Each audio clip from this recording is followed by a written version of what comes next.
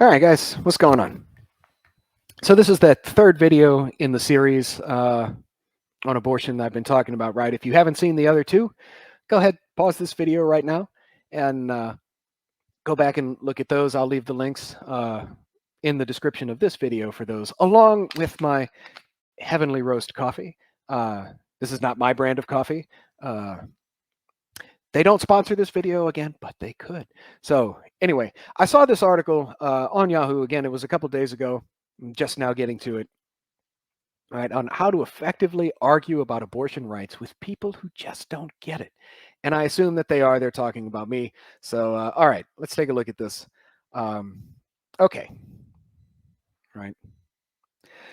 So talking about abortion rights often take the form not of large-scale events, but of intimate one-on-one conversations, either around the holiday table, in the text chain, social media thread, whatever, right?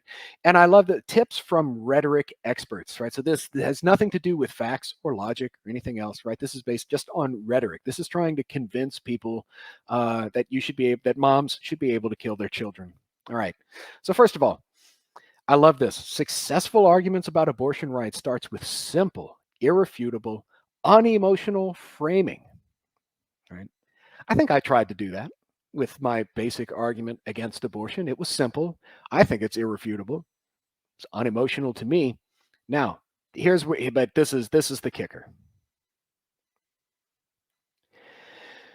Know to frame the message as reproductive oppression and a violation of the fundamental rights to privacy, bodily autonomy, and personal medical decision making. Right. So again, note that this has nothing to do with the reality of the fact that this is a human being inside the mother's body, that the purpose of sex is to make new people, right? Nothing to do with that. First of all, framing it as reproductive oppression. Give me a break, right? As I mentioned in the last video, and I probably in the one before that, right? Sex makes babies. This is not reproductive oppression. I am not forcing you to have a kid. If you don't want to have kids, don't have sex. It's that simple. Nobody is forcing this on you, right? You should not be having sex with someone if you're not ready for children, right?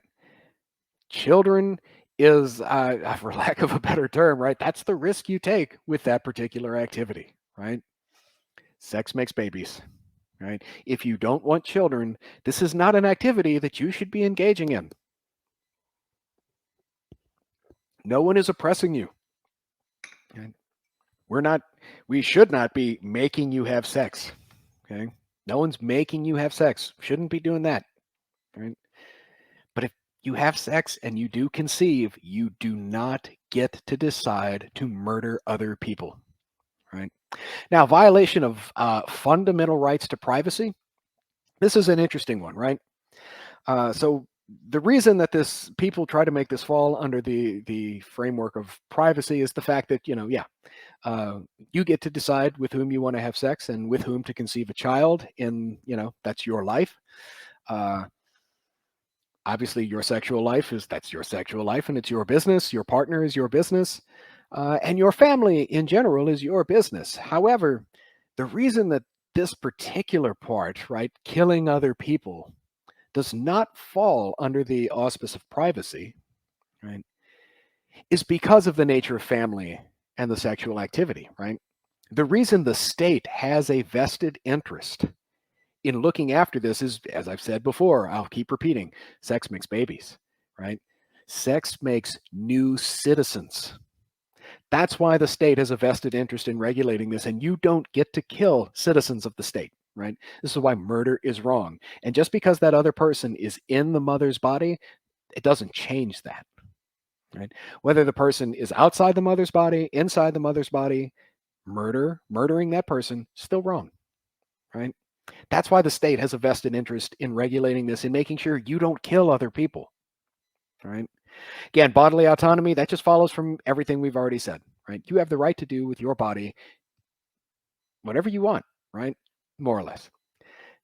The other person, that's not your body. Talked about that in the last video, right? It's not your body. That is another person's body inside the mother's body, right? And again, you don't get to decide to kill other people. Personal medical decision making, that's just ambiguous phrasing, right? That's done on purpose, right? And you should be able to see past that now from everything that we've seen, right?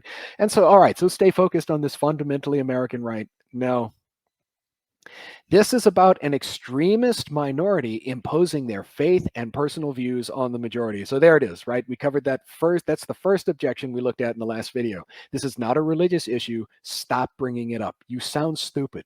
Okay? Imposing their personal views on the majority. I'm not sure the majority of people think that it's right to just allow murder.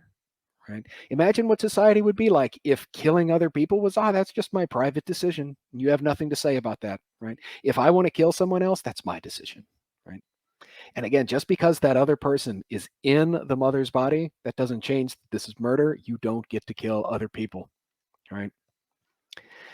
Is there anything else that's, I don't know, worth talking about in this garbage? Yeah, life and death are absolutely on the line in this debate. Okay. And most people who oppose abortion access, again, I guess they're talking about me, understand a narrow definition of the procedure and its real world applications. Abortion is not one thing, and the need for abortions arises in a huge variety of circumstances. Maybe so. So what? Right? Using language like abortion care and abortion services. Look at what they're doing, right? Remember when I talked about what you have to do to my argument, right? Either the logic is bad, one of the premises are false, or one of the terms is unclear, right? This is deliberately ambiguous language. It's designed to confuse your thinking on this topic, right? This is actually, so I know that I love it, right? This is gaslighting right here. Use precise language, and then they follow it up with some vague, ambiguous, it's abortion care, abortion services. This is murder. Maybe I do have a narrow definition of the procedure, but I'm pretty sure it involves killing another person. Right? The need for abortion, the variety of circumstances that it occurs under, it doesn't matter, right? That again follows from people who think that they should be able to have sex as a recreational activity with no consequences whatsoever, right? If children are not something that you are prepared for, this is an activity that you shouldn't be doing.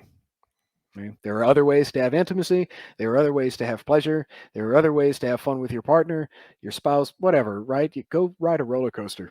Okay. Sex makes babies. I don't know how many times I can repeat that. Okay. Separate the law from ethics. That's a good one, right? This is true. I have made just a moral argument. Okay.